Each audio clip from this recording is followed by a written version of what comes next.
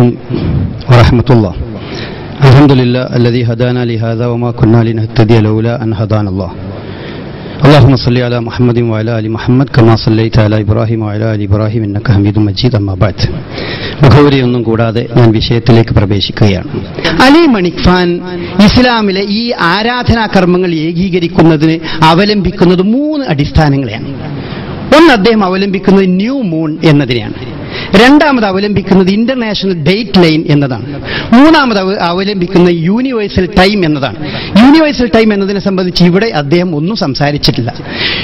അതായത് അതിലൊന്നാമത്തേനെ പറ്റി ഞാൻ പറയാം. ന്യൂ മൂൺ മുതൽ ന്യൂ മൂൺ വരെയാണ് ഇസ്ലാമിക മാസം എന്നാണ് അദ്ദേഹം പറയുന്നത്. അദ്ദേഹത്തിന് ആ വിഷയത്തിൽ നമ്മൾ വിയോജിക്കുന്നു.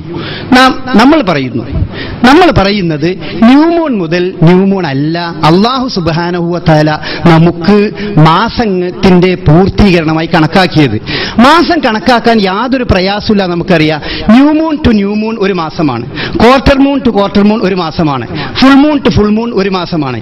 ഒരു വൃത്തം കറങ്ങി വരുമ്പോൾ അതിന്റെ ഏത് ഭാഗത്ത് നിന്ന് തുടങ്ങിയാലും അവിടേക്ക് എത്തുമ്പോൾ അതൊരു മാസമായി പൂർത്തിയാകും, യാതൊരു സംശയവുമില്ല. എന്നാൽ പടച്ചവൻ നമുക്ക് എവിടെ നിന്ന് തുടങ്ങണം എന്നുള്ളതിനൊരു രൂപം കാണിച്ചു തന്നിട്ടുണ്ടല്ലോ. അതാണ് വിശുദ്ധ ഖുർആനിൽ അദ്ദേഹം തന്നെ ഓതിയ യസ്അലൂനക അനിൽ അഹില്ലത്തി ഖുൽ ഹിയ മവാഖീതു ലിന്നാസ്. ഹിലാൽ മുതലാണ് മാസം ആരംഭിക്കുന്നത് എന്നാണ് വിശുദ്ധ ഖുർആൻ നമുക്ക് പറഞ്ഞു തരുന്നത്. ഇപ്പോൾ നമ്മൾ ആലോചിക്കേണ്ടത് എന്താണ് ഹിലാൽ?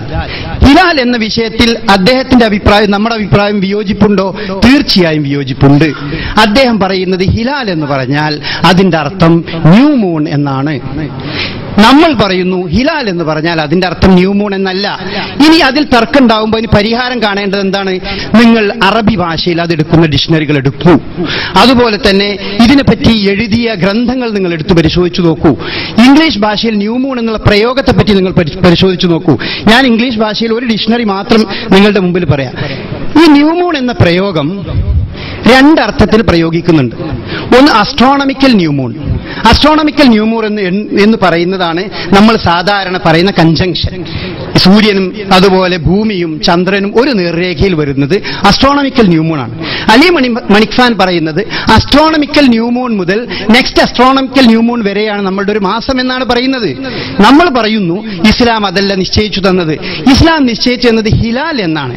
അസ്ട്രോണമിക്കൽ ന്യൂ മൂണിന് അറബി ഭാഷയിൽ മഹാക്ക് അല്ലെങ്കിൽ മിഹാക്ക് എന്നൊക്കെയാണ് അറബി ഭാഷയിൽ പറയാ.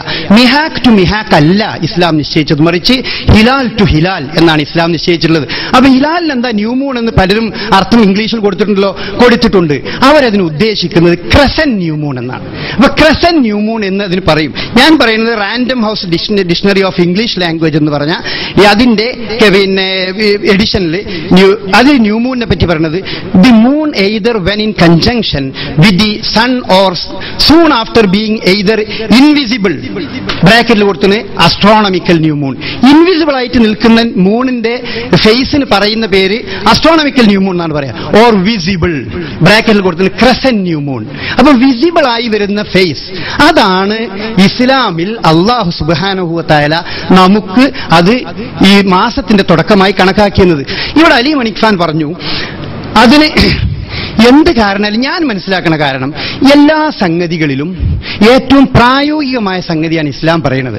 ഈ അസ്ട്രോണമിക്കൽ ന്യൂ മൂൺ എന്ന് പറയുന്നത് അത് കാൽക്കുലേഷനിലൂടെയാണ് അതിന്റെ കൃത്യമായ സംഗതി നമുക്ക് എത്താൻ കഴിയുള്ളൂ. അല്ലെങ്കിൽ ഇങ്ങനെ നോക്കിക്കൊണ്ട് തന്നെ ഇരിക്കേണ്ട അവസ്ഥ, നോക്കിയാലും കാണാത്ത സാധനം, അൺസീനാണ്.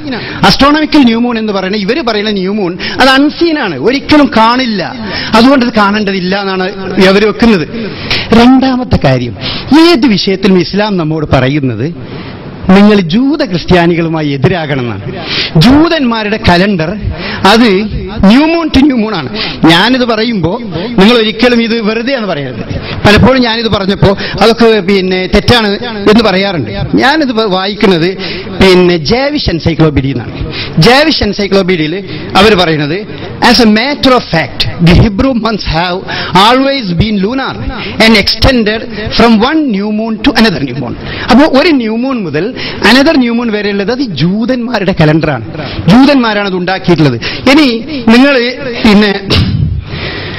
ഇസ്രായേലിന്റെ കലണ്ടർ നിങ്ങൾ എടുത്തു നോക്കൂ, അത് new moon to new moon ആണ്. ഇത് ജേവിഷ് കലണ്ടറാണ്. ജാവിഷ് കലണ്ടർ പ്രകാരം 384 ദിവസം ലീപ് ഇയർ അനുസരിച്ച് അടക്കമുണ്ടാവും, അല്ലെങ്കിൽ 354 ഉണ്ടാവും.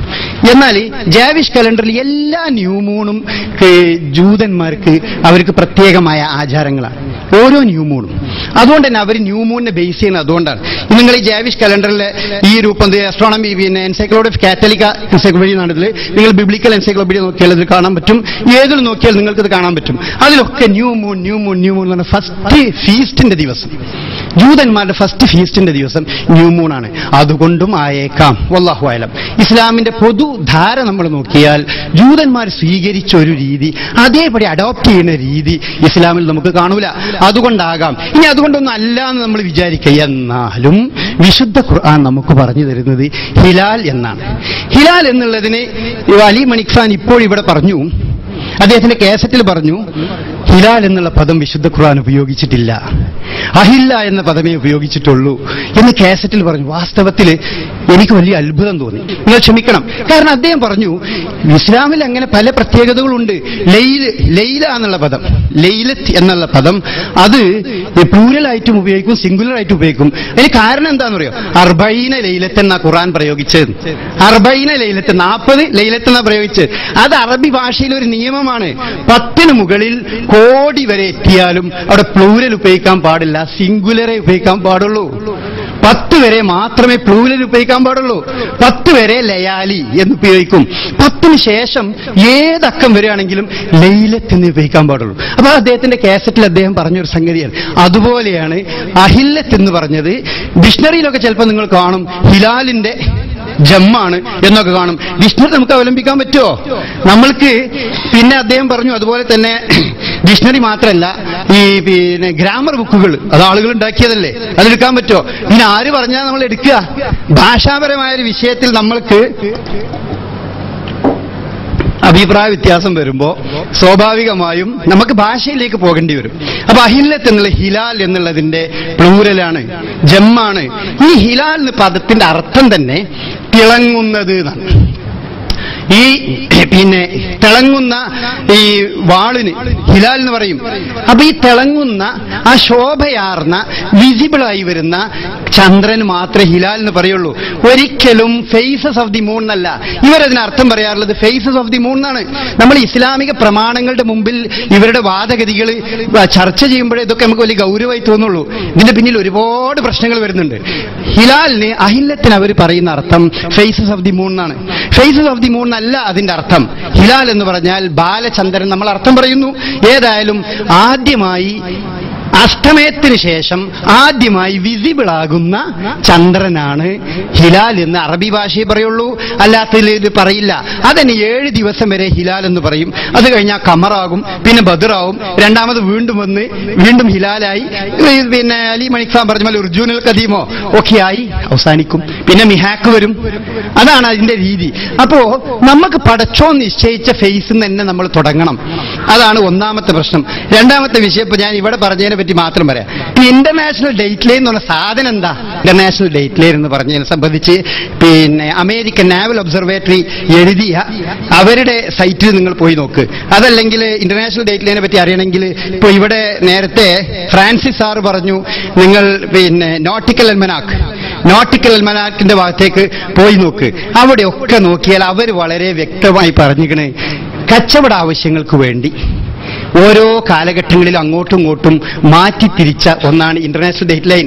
ഈ 1844 ഫിലിപ്പൈൻ അഡ്ജസ്റ്റ്മെന്റ് നടക്കുന്നത്. ഫിലിപ്പൈൻ ആദ്യം ഒരു ഭാഗത്തായിരുന്നു. അവർ ആവശ്യപ്പെട്ടു ഞങ്ങൾക്ക് മറുഭാഗത്ത് പോകണം. അങ്ങനെ അവർ മറുഭാഗത്തേക്ക് വന്നു. അതായത് തിങ്കളാഴ്ചക്കാരായിരുന്നു, അവർ പറഞ്ഞു ഞങ്ങൾ ചൊവ്വാഴ്ചക്കാരിലാകണം, അല്ലെങ്കിൽ ചൊവ്വാഴ്ചക്കാരായിരുന്നു ഞങ്ങൾ തിങ്കളാഴ്ച ആകണം. അങ്ങനെ അത് മാറ്റി. എങ്ങനെ മാറ്റിയെന്നറിയോ? അങ്ങനെ 1840 ഡിസംബർ 30 തിങ്കളാഴ്ചയായിരുന്നു. അപ്പൊ അവര് ഒരു അവിടുത്തെ നാട്ടിലെ അന്നത്തെ പ്രസിഡന്റ് ഒരു ഡിഗ്രി പുറപ്പെടുവിച്ചു. നാളെ ജനുവരി 1 തിങ്കൾ കഴിഞ്ഞാൽ ബുധനാഴ്ച 31 വേണ്ടേ? 31 ഉണ്ടാവില്ല. നാളെ ജനുവരി 1 എന്ന് എല്ലാവരും പറയണം. അപ്പൊ ഈ ഡേറ്റ് ലൈൻ നിശ്ചയിക്കുന്നിടത്ത് ഇങ്ങനെ മാറ്റങ്ങൾ ഇത്ര 18 ദിവസം 1867 അലാസ്ക അഡ്ജസ്റ്റ്മെന്റിൽ അങ്ങോട്ടും ഇങ്ങോട്ടും മാറ്റിയിട്ടുള്ളത്. 1892 സമാവോ അഡ്ജസ്റ്റ്മെന്റ് ഉണ്ടാക്കി. എന്താ ചെയ്തതെന്ന് അറിയോ? സമാവോ അഡ്ജസ്റ്റ്മെന്റ് ഉണ്ടായത് ജൂലൈ 4 തിങ്കളാഴ്ച, നാളെയും ജൂലൈ 4 തിങ്കളാഴ്ച തന്നെയാണെന്ന് പറഞ്ഞു. ജൂലൈ 4 2 പ്രാവശ്യം ആട്ടെ. അതാണ് അവർ തീരുമാനിച്ചത്. എന്തിനു വേണ്ടി? ഈ ഡേറ്റ് ലൈൻ അഡ്ജസ്റ്റ് ചെയ്യാൻ വേണ്ടി.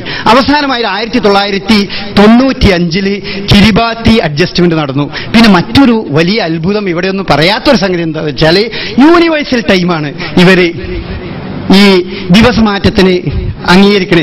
യൂണിവേഴ്സൽ ടൈം എന്ന് പറഞ്ഞാൽ നമ്മൾ പച്ച മലയാളത്തിൽ അതിനെ പരിഭാഷപ്പെടുത്തിയതിന്റെ അർത്ഥം ലണ്ടനിൽ 12 മണിയാകുമ്പോൾ, ലണ്ടനിൽ 12 മണിന്റെ മുമ്പ് ന്യൂമൂൺ ഉണ്ടായാൽ അടുത്ത പകൽ 1-ാം തീയതിയാകണം. ലണ്ടനിൽ 12 മണിക്ക് ശേഷമാണ് ന്യൂമൂൺ ഉണ്ടാണെങ്കിൽ രണ്ടാമത്തെ പകൽ 1-ാം തീയതിയാകണം. അതാണ് ഹിജ്റ കലണ്ടറിൽ ഉപയോഗിച്ചിട്ടുള്ള അവരുടെ കണക്കതാണ്. നമുക്ക് ചോദിക്കാനുള്ളത്, ഈ ഇന്റർനാഷണൽ ഡേറ്റ് ലൈൻ, ഈ യൂണിവേഴ്സൽ ടൈം, അതുപോലെ ഈ സംഗതികൾക്കൊക്കെ വിശുദ്ധ ഖുർആനിൽ തിരുസുന്നത്തിന്റെയും പ്രമാണം എന്തുണ്ട് എന്നുള്ളതാണ്. ഇവിടെ പെരുന്നാൾ വ്യത്യസ്തമാകണേൽ നമുക്ക് യാതൊരു അനുകൂലവും അതിനില്ല എന്ന് മാത്രം പറഞ്ഞുകൊണ്ട്